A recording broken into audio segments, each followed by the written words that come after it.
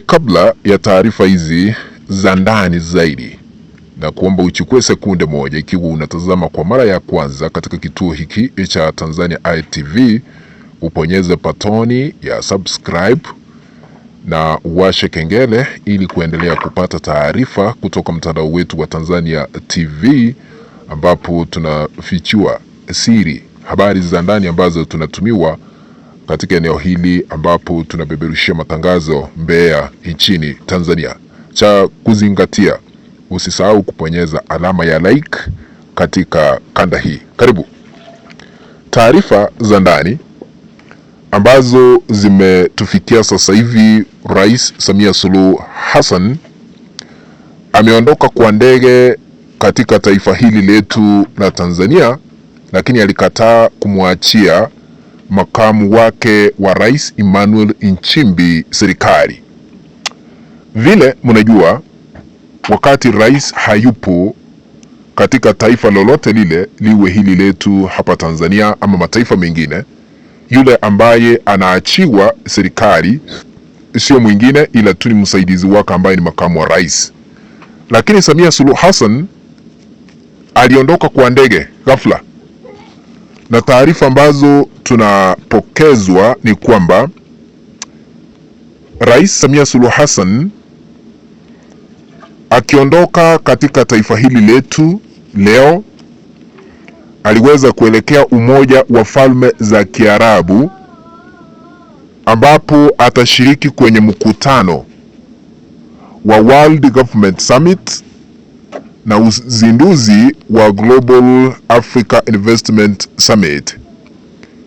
Ushiriki wa Tanzania katika Falme za Kiarabu na mikutano hiyo miwili unaakisi utekelezaji wa dira mwaka 2050 na sera mpya ya mambo ya nje zinazoweka diplomasia na kiuchumi kama nguzo ya mahusiano ya kitaifa. Lakini nataka kukuonyesha picha vile Rais Samia Suluhu Hassan alipokuwa akiondoka akipanda ndege.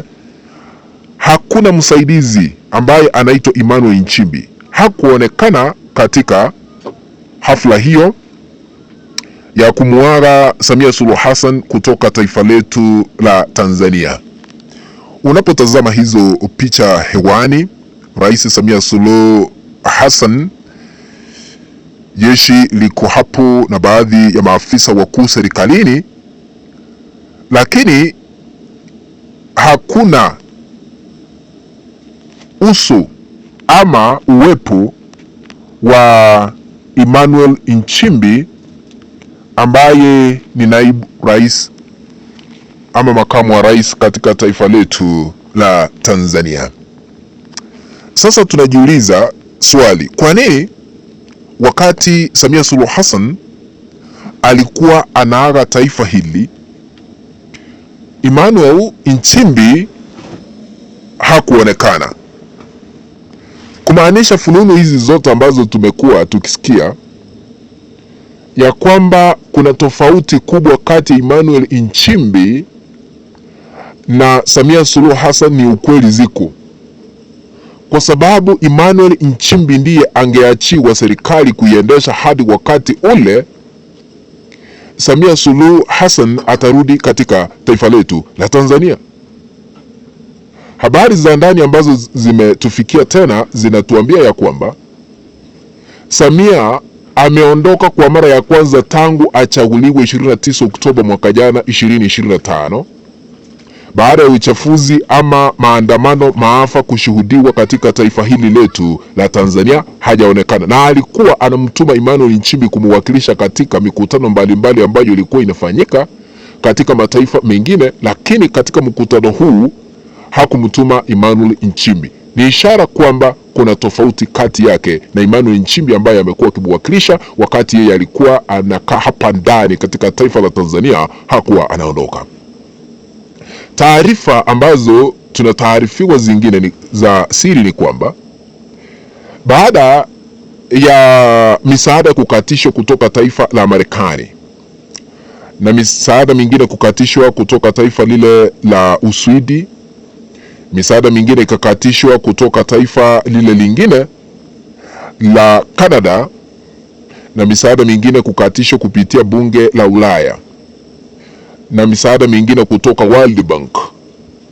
Sasa tunataarifiwa ya kwamba Samia Suluhu Hassan hata kama ameenda kuhudhuria mikutano hiyo, anaenda kutafuta njia ya kufungua mlango wa kukabidhiwa misaada kutoka nchi hizo, baada ya nchi hizi zingine ambazo zimekuwa zikitoa misaada kukatisha misaada hiyo katika taifa hili letu la Tanzania.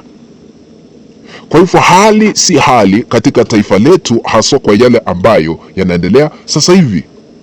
Samia Suluhu Hassan anaendelea kutafuta mbinu ya kujifanikisha katika serikali yake haramu, kwa sababu hakuchaguliwa ila tu aliweza kujichagua. Na ninaposema hivyo ninamaanisha ya kwamba wakati wa uchaguzi maandamano yalikuwa yanaendelea, lakini baadaye tukaona tume ya uchaguzi ikimtangaza kwamba yeye ndiye mshindi na mitandao ilikuwa imezimwa. Hatujui ni wapi kura hizo ziliweza kupigwa, baada ya kushuhudia makaratasi yakitapakaa katika barabara mengine na vituo vya polisi, yani vituo vya upigaji wa kura kuvahamiwa hapa na pale. Hatuelewi alifikisha idadi ya kura milioni 31 kivipi, hamna yeyote ambaye anaelewa. Baadaye tukaona uapisho wake ulifanywa chini ya ulinzi mkali wa kijeshi katika uwanja wa kijeshi. Hamna Mtanzania yeyote ambaye aliruhusiwa kuingia katika sherehe ya uapisho wake, ila tu tulishuhudia maafisa wa serikali na jeshi peke yake katika uwanja wa kijeshi. Kumaanisha hata yeye mwenyewe alikuwa anaogopa, hata yeye mwenyewe alikuwa anajua tu hamna uwepo wa Mtanzania wa kawaida kuhudhuria uapisho wake. Hayo yote yalimaanisha ya kwamba kuchaguliwa kwake kulikuwa na dosari hapa na pale katika taifa hili letu la Tanzania. Ndiposa tukaona nguvu nyingi zikitumika na vyombo vya dola kupitia serikali yake, wengi wakauawa, wengine hawajapatikana kufikia sasa. Familia nyingi zimekuwa zikilia hapa na pale wakati wanatoa ushahidi katika tume ile ambaye aliweza kuiteua kufanya uchunguzi katika taifa la Tanzania. Wengi wakilia hawajawahi kuona wenzao, ndugu zao, jamaa zao baada ya kupigwa risasi. Lakini kituo cha CNN kiliweza kuonyesha vile hali ilivyokuwa na makaburi ya halaiki hapa na pale. Huenda yanadaiwa kwamba watu wengi waliweza kuzikwa katika makaburi hayo ya pamoja. Hayo ndio yanaendelea, lakini Nchimbi hakuachiwa serikali wakati alikuwa anaondoka katika taifa hili letu la Tanzania, akielekea kwingine, haswa katika Umoja wa Falme za Kiarabu leo tarehe 2, ambapo inadaiwa kwamba atashiriki kwenye mkutano wa World Government Summit na mkutano ule wa Global Africa Investment Summit, lakini anaenda kufungua njia ya kukabidhiwa misaada. Naomba kutamatishia hapo baada ya kutoa taarifa hizi za ndani, lakini kabla niondoke, kama hauja subscribe, chukua sekunde moja ya mwisho usubscribe na uwashe kengele ili usikose kupata taarifa zile za ndani ambazo tunazitoa kila wakati. Tukutane, kwa heri.